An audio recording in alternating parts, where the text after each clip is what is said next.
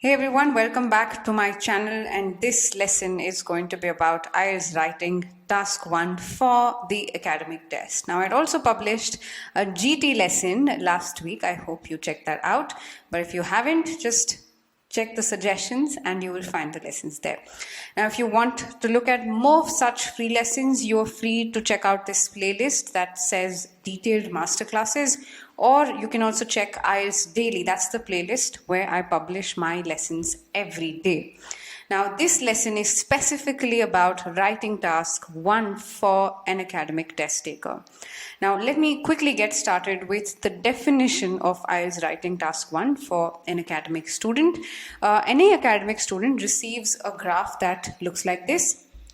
You are supposed to analyze this graph and interpret the data just as it is.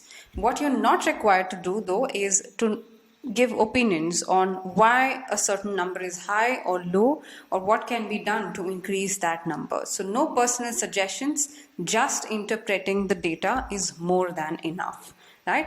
So generally speaking, any IELTS writing task 1 for an academic student will have 3 paragraphs. So you will be writing an introduction, an overview, and 2 or 3 body paragraphs. Right? So, and the word limit that you're supposed to reach is 150 words, and you're expected to write this entire answer in 20 minutes. Okay, the entire writing test lasts for 60 minutes. I hope you're aware of that, but please remember that 20 minutes is what you should allocate for writing task 1. The general rule of thumb for the introduction paragraph is that you just paraphrase the question statement. Now, in this case, our question statement tells us that this chart tells us information about how animals were adopted at a particular rescue center. Now, you're just going to change the ones that are in bold and italic and write that in your answer. That's it. Nothing more than that. Moving ahead to your overview paragraph, you are going to summarize the data that you see here. You will pick up highlights of this graph and you will write that in your overview paragraph. And you can see clearly that it contains dogs, it contains cats, and birds and reptiles. Now, you can also see that dogs and cats are decreasing and increasing in number, and the birds and reptiles portion is fluctuating. Right, you can clearly see that. So obviously your introduction paragraph will just have a question statement that's repeated, and the overview paragraph will just have the trends that we noticed, that birds and reptiles are fluctuating in number, dogs and cats are contrasting in each other with respect to numbers. And also notice how birds and reptiles are adopted in much higher quantity than birds and reptiles. So that's another observation that I have written.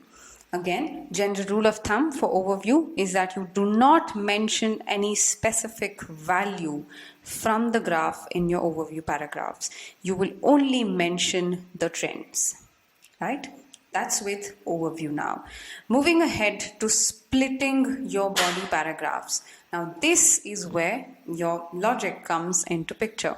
You have to make sure that you split paragraphs in such a way that similarly looking data is there in one paragraph, and something that can't be grouped is put separate. Now, what I have done is this. I have put dogs in one body paragraph, cats in another, and birds and reptiles in the third one. Right? Remember, these headings are for your reference. At no cost will you be writing subheadings or putting bullet points for your paragraphs. You are just writing paragraphs like what I showed you here. Okay, so what do you write in your body paragraphs then, and how are your sentences sequenced? For your body paragraph 1, in this particular answer, I have written about dogs. Now, how do I arrange this data in such a way that it looks logical?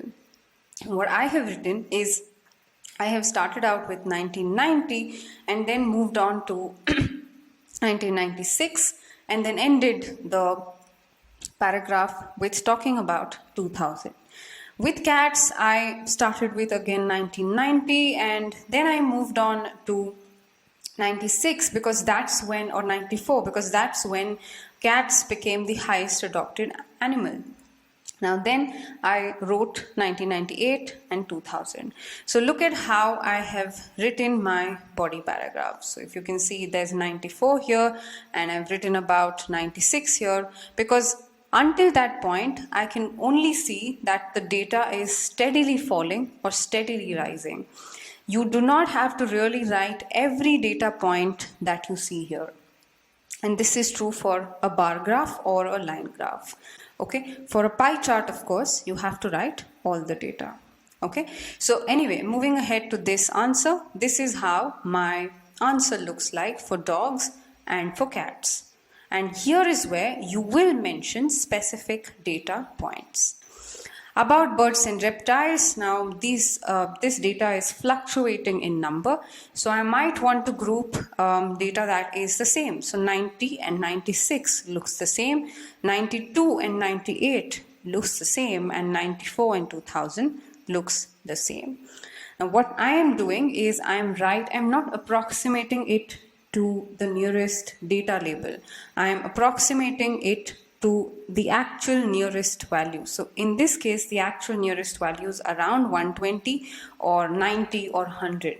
So I am not saying that it's nearly 100 here. You should mention it clearly as to whether it's 120 or whatever, 110 or whatever that is. You have to approximate it to that value, not to the scale. Okay, and also in the other paragraphs you may notice that I have rounded it off based on what I understand of the graph. I have not written nearly 600, rather it's 570 here. I have not written just above 300, I have written that it's about 320 here or 310 here. Okay, but if you don't write that, your score is going to be a problem. So this is how paragraphs are written, and please notice that nowhere have I mentioned my opinion about what the adoption numbers were. Alright, so let's quickly look at some do's and don'ts and summarize the entire lesson. We learned that you have to write an overview paragraph and you cannot write any opinions here. And we also learned that you cannot be conversational because you're not including your opinion. You also cannot be conversational and informal. Rather, you have to be very rigid in splitting body paragraphs and making sure that data is grouped logically. The best way to score well here is to make a lot of comparisons, do a lot of paraphrasing, and also not have a mechanical way of splitting body paragraphs, as in you cannot be writing 1990 2 4 together. That's illogical. You cannot be doing that. You have to think about how you can split data logically. That's another don't. And also try including a lot of complex structures. Don't end your sentences in a short manner, right? So that's a quick and short lesson about writing task 1. I hope the lesson helped you, and if you wish to be evaluated on your answer, you can join our advanced program. So I'm leaving you with the link to fill up an admissions form, and that you can use to express interest in my advanced programs. We will contact you and help you understand which program is the best for you, right? And after that, you can enroll through our application and immediately all the resources will be available to you. Okay, so I will see you in another lesson. Until then, you make sure that you use this learning and practice writing task 1 academic.